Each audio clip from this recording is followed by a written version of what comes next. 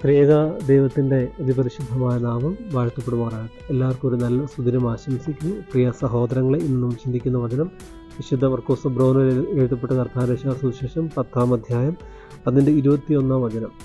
യേശു സ്നേഹപൂർവ്വം അവനെ കടാക്ഷിച്ചുകൊണ്ട് പറഞ്ഞു, നിനക്കൊരു കുറവുണ്ട്, പോയി നിനക്കുള്ളതെല്ലാം വിറ്റ് ദരിദ്രർക്ക് കൊടുക്കുക, അപ്പോൾ സ്വർഗത്തിൽ നിനക്ക് നിക്ഷേപം ഉണ്ടാവും.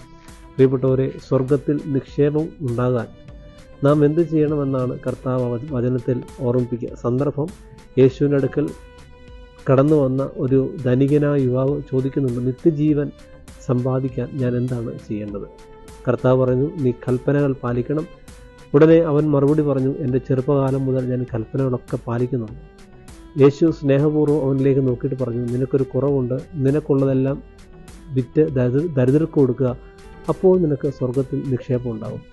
എൻ്റെ പ്രിയപ്പെട്ട സഹോദരങ്ങളെ, ഈ ഭൂമിയിൽ നമുക്ക് സ്വന്തമെന്ന് നമ്മൾ ആഗ്രഹിക്കുന്നത്, ഈ ഭൂമിയിൽ നിക്ഷേപമായി ഞാനും നിങ്ങളും കണ്ടെത്തുന്നത് യേശുക്രിസ്തുവിനെ പ്രതി ഉപേക്ഷിക്കാൻ തയ്യാറായാൽ തീർച്ചയായും സ്വർഗത്തിൽ പ്രതിഫലം ഉണ്ട്.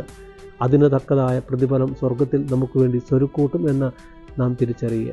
ഒരുപക്ഷെ നമ്മുടെ അറിവാകാം, നമ്മുടെ ജോലിയാകാം, നമ്മുടെ ബന്ധങ്ങളാവാം, സാമ്പത്തികമാകാം.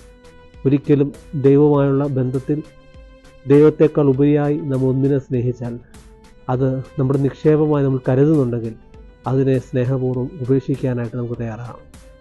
ഏറ്റവും പ്രഥമ സ്ഥാനം ദൈവത്തിന് കൊടുക്കാം, ക്രിസ്തുവിന് കൊടുക്കാം. പ്രിയപ്പെട്ടവരെ, യേശുക്രിസ്തുവിനെ പ്രതി ഈ ഭൂമിയിൽ നീ എന്തെല്ലാം ത്യജിക്കുന്നോ അതെല്ലാം സ്വർഗരാജ്യത്തിൽ നിനക്ക് ലഭ്യമായി തീരും എന്ന വചനത്തിലൂടെ ഓർമ്മിപ്പിക്കുകയാണ്. വചനം യേശുക്രിസ്തു ധനികനായ മനുഷ്യനോട് പറഞ്ഞൊരു വാക്കാണ്, നിനക്ക് ഒരു കുറവുണ്ട്, നീ പൂർണ്ണനാകാൻ ആഗ്രഹിക്കുന്നെങ്കിൽ നിനക്കുള്ളതെല്ലാം വിറ്റ് ദരിദ്രർക്ക് കൊടുക്കുക, അപ്പോൾ നീ ശൂന്യനായി തീരും, സ്വർഗത്തിൽ നിനക്ക് നിക്ഷേപം ഉണ്ടാവും. പ്രിയപ്പെട്ടവരെ, സ്വർഗത്തിൽ നിക്ഷേപം കണ്ടെത്തുവാൻ നമുക്ക് സാധിക്കട്ടെ. അതിന് ഈ വചനഭാഗം ഇടയാകട്ടെ എന്ന് പ്രാർത്ഥിക്കുന്നു.